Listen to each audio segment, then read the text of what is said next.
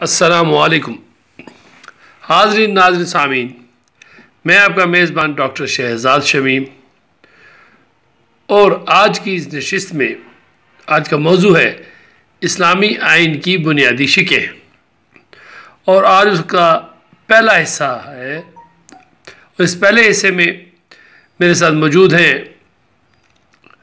حسب معمول جناب قرآنی اسکالر انجینئر محمد طفیل شاد صاحب، وہ اس کے اوپر روشنی فرمائیں گے۔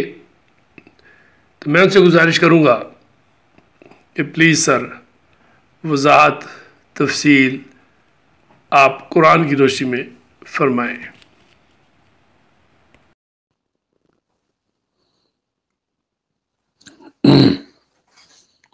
بسم اللہ الرحمن الرحیم۔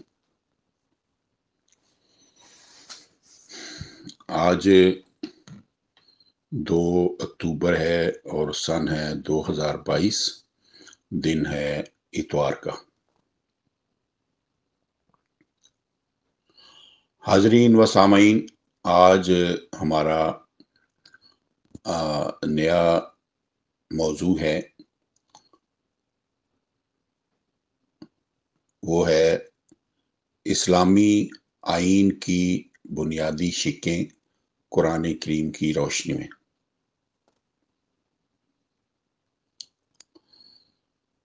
تو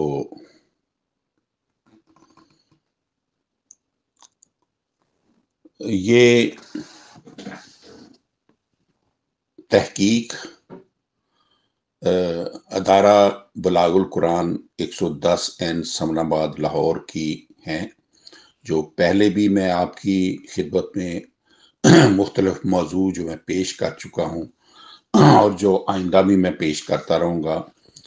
یہ ادارہ بلاغ القرآن کی تحقیق ہے۔ میں نے چونکہ خود بھی قرآن کریم جو ہے ادارہ بلاغ القرآن سے ہی سیکھا تھا، اس لیے میں یہ سمجھتا ہوں کہ یہ قرآن کریم کا صحیح نچوڑ ہے۔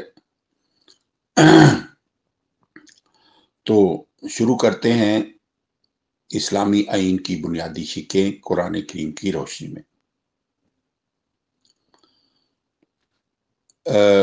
پاکستان اور اسلامی نظام،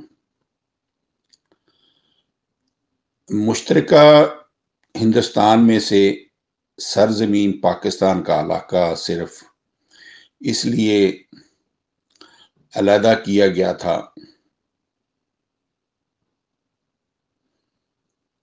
کہ اس میں مسلمانوں کی اکثریت تھی اور وہ اس خطے میں اسلامی تہذیب و تمدن کے مطابق زندگی بسر کرنا چاہتے تھے۔ چنانچہ اس پاکیزہ خواہش کے تحت پاکستان تو عالم وجود میں آ گیا اور اسے اسلامی جمہوریہ کا نام بھی دے دیا گیا، لیکن اسلامی نظام کا نفاذ بروئے کار نہ آ سکا۔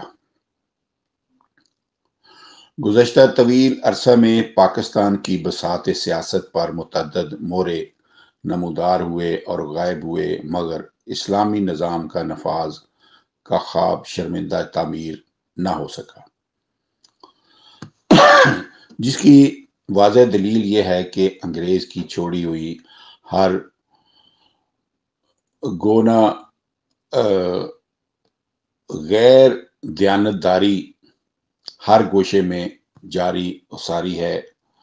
قائد اعظم اور قائد ملت کو تو اتنا وقت ہی میسر نہ آیا، مگر ان کے بعد 1956 اور 1962 میں یکے بعد دیگر 2 آئین بنے جو اسلامی نظام کے آئینہ دار ثابت نہ ہوئے۔ اس کے بعد عوامی آئین رونما ہوا، مگر ہمہ جہتی، بددیانتی، رشوت، ملاوٹ، بلیک گراں فروشی بڑھتی ہی چلی گئی اور اسلامی نظام کے نفاذ کا مسئلہ بدستور کھٹائی میں پڑا رہا۔ مارچ 1977 کے نئے انتخابات کے دوران بالمقابل دونوں بڑی پارٹیوں نے اپنے اپنے منشور میں اسلامی نظام کے نفاذ کے بلند بانگ دعوے کیے تھے، جس سے ثابت ہوتا ہے کہ اب حالات یہ بتا رہے ہیں کہ انتخابات کے بعد کے ناگفتہ بے حالات کے توازن بدوش ہوتے ہی یقیناً حکومتی سطح پر اسلامی نظام مصطفیٰ یا محمدی مساوات کسی بھی نام سے اسلامی نظام نافذ ہو کر رہے گا۔ الحمدللہ، چشم ما روشن دل ما شاد، خدا کرے کہ وہ دن آئے۔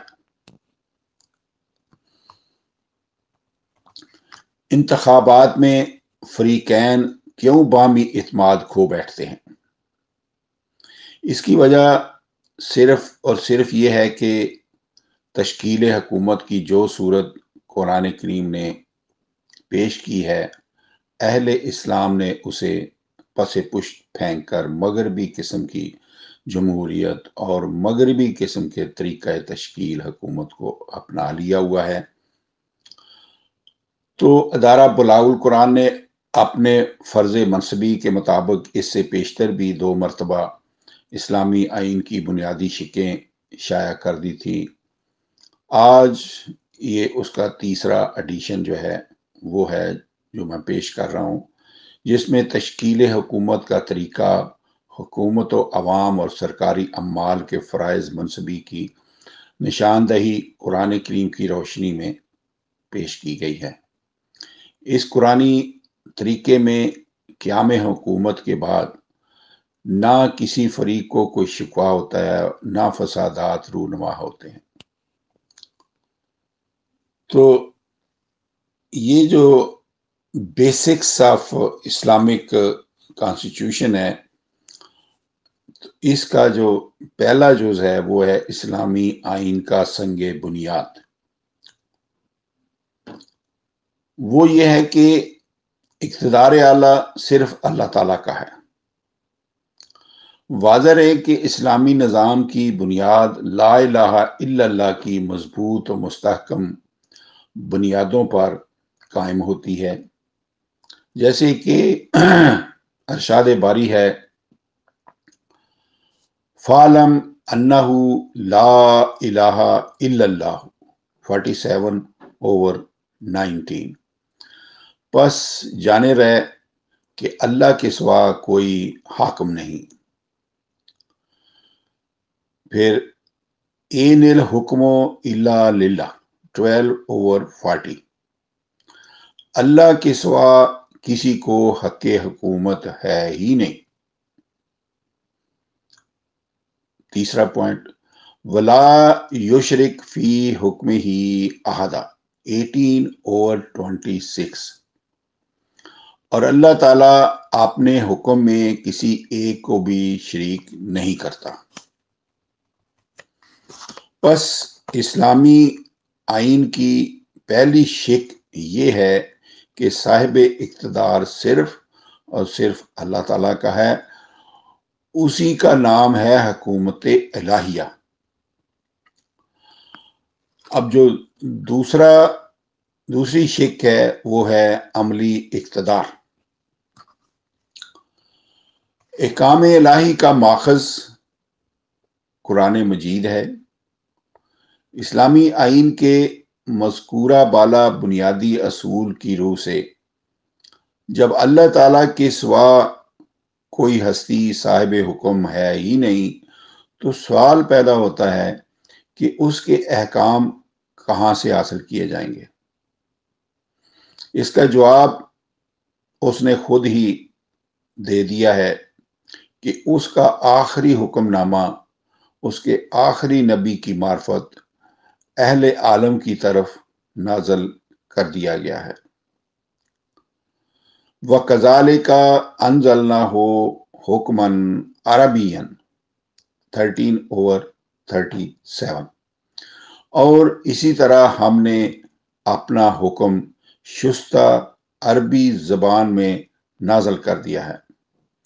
نیز اللہ تعالیٰ نے یہ بھی فرمایا کہ وہ من لم یحکم بما انزل اللہ فاولئک هم الکافرون 5/44۔ اور جو لوگ اللہ تعالیٰ کے نازل کردہ حکم نامہ کے مطابق فیصلے نہیں کرتے، حکومت نہیں قائم کرتے، وہی تو کافر ہیں۔ قرآن کریم مشکل اور پیچیدہ کتاب نہیں ہے۔ وَلَقَدْ يَسَّرْنَا الْقُرْآنَ لِلذِّكْرِ 54/17۔ بے شک ہم نے قرآن کو نصیحت کے لیے آسان کر دیا ہے۔ پھر اللہ تعالیٰ یہ بھی فرماتے ہیں کہ وَلَمْ يَجْعَلْ لَهُ عِوَجًا 18/1۔ اللہ نے اس میں کوئی کجی نہیں رکھی۔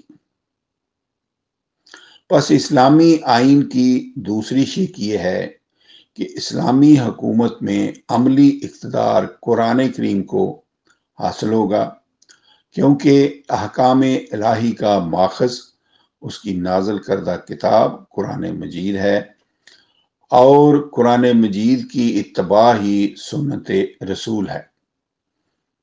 6/50، 10/15، 46/9۔ اب یہ ہے اس آئین کی تیسری شق، وہ ہے تشکیل حکومت۔ قرآنی احکام کون نافذ کرے گا؟ تو اس سلسلے میں قرآن کریم پیش کرتا ہے کنتم خیر امت اخرجت للناس تامرون بالمعروف وتنہون عن المنکر 3/110۔ ایمان والو، تم ایک بہترین امت ہو جو نوع انسانی کے لیے پیدا کی گئی ہے۔ تم سب معروف کا حکم کرتے اور منکر سے روکتے ہو۔ پس ثابت ہوا کہ ساری امت واحدہ ہے، نہ اس میں فرقہ بندی کی اجازت ہے، نہ پارٹی بازی کی۔ معروف کا حکم کرنا اور منکر سے روکنا ساری امت کا فریضہ ہے۔ اس پر سوال آتا ہے کہ اگر ساری قوم امر بالمعروف اور نہی عن المنکر یعنی امور مملکت میں مصروف ہو جائے تو زراعت، تجارت، صنعت، تعلیم، خوراک، لباس، علاج وغیرہ سینکڑوں چیزیں ہیں جن کے بغیر زندگی ایک قدم نہیں چل سکتی۔ ان فرائض کی انجام دہی کون کرے گا؟ تو قرآن کریم یہ فرماتا ہے وَلْتَكُن مِّنْكُمْ أُمَّةٌ يَدْعُونَ إِلَى الْخَيْرِ وَيَأْمُرُونَ بِالْمَعْرُوفِ وَيَنْهَوْنَ عَنِ الْمُنْكَرِ 3/104۔ ایمان والو، تم میں ایک ایسی جماعت ہونی چاہیے جو بھلائی کی طرف بلائے، قرآنی نیکیوں کا حکم کرے اور قرآنی برائیوں سے روکے۔ تو سامعین کرام، غور کیجئے کہ امر بالمعروف اور نہی عن المنکر جو ساری امت کا فریضہ ہے، اسے امت میں سے ایک مخصوص جماعت کی طرف منتقل کر کے امت کے باقی افراد کو انسانی ضروریات کے باقی فرائض، زراعت، تجارت، صنعت، تعلیم، علاج وغیرہ کے لیے فارغ کر لیا گیا ہے۔ پس اب امت کا مشترکہ فریضہ یہ ٹھہرا کہ اپنے میں سے ایک ایسی جماعت کا چناؤ کرے جو امور مملکت کی انجام دہی کے قابل ہو، تاکہ وہ جماعت اور جمہور مسلمان سب اپنے اپنے فرائض ادا کرتے رہیں اور معاشرہ ترقی کی منزلیں طے کرتا چلا جائے۔ اب آ گیا مطلوبہ جماعت اور صدر کے چناؤ کا معیار۔ سوال پیدا ہوتا ہے کہ مطلوبہ جماعت کا چناؤ کس معیار کے افراد پر مشتمل ہوگا اور چناؤ کا طریقہ کیا ہوگا۔ قرآن کریم میں صدر کے چناؤ کی 4 شرطیں جو ہیں وہ بیان ہوئی ہیں۔ نمبر 1 ہے اتقاء، ان اکرمکم عند اللہ اتقاکم 49/13۔ اللہ تعالیٰ کے نزدیک تم میں سے اکرم یعنی تمہارا صدر وہ فرد ہے جو سب سے زیادہ تقوی شعار ہو۔ نمبر 2، قرآنی مملکت کے صدر اول کا ارشاد مذکور فی القرآن ہے، وَأُمِرْتُ لِأَعْدِلَ بَيْنَكُمْ 42/15۔ مجھے حکم دیا گیا ہے کہ میں تمہارے درمیان نظام عدل قائم کروں۔ اس کا تیسرا اور چوتھا پوائنٹ وہ حضرت داؤد سلام علیہ نے طالوت کا چناؤ کیا تو اس پر قوم نے اعتراض کیا تو آپ نے یہ فرمایا کہ ان اللہ اصطفاہ علیکم وزادہ بسطۃ فی العلم والجسم 2/247۔ اللہ تعالیٰ نے طالوت کو تمہارے مقابلے پر پسند فرمایا ہے کیونکہ اسے علم میں اور جسم یعنی صحت میں تم سے زیادہ بہتر پایا ہے۔ تو سامعین کرام، یہ ہے صدر کے چناؤ کا قرآنی معیار جس پر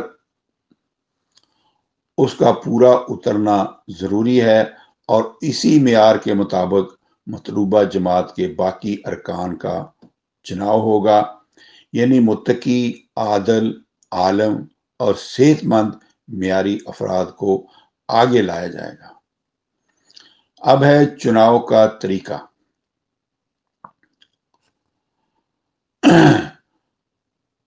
رہا یہ سوال کہ چناؤ کا طریقہ کار کیا ہوگا۔ موجودہ دور میں ہر طرف الیکشن کا طریقہ رائج ہے، لیکن اس کی خرابیوں سے کون واقف نہیں۔ الیکشن کا اعلان ہوتے ہی پارٹی بازی شروع ہو جاتی ہے اور ہر طرف لنگر لنگوٹ کسے جا رہے ہوتے ہیں۔ فریق مخالف کو شکست دینے کے لیے ہر قسم کی دھونس، دھاندلی، دھوکہ دہی، دھوکہ روا رکھا جاتا ہے، حتیٰ کہ دنگا فساد اور خون خرابے تک نوبت پہنچ جاتی ہے۔ تو اس کے لیے الیکشن نہیں، سلیکشن۔ اللہ تعالیٰ کی مقدس کتاب کو شروع سے آخر تک پڑھ جائیے تو سامعین کرام، لیکن الیکشن کی کوئی مثال آپ کو نہیں ملے گی۔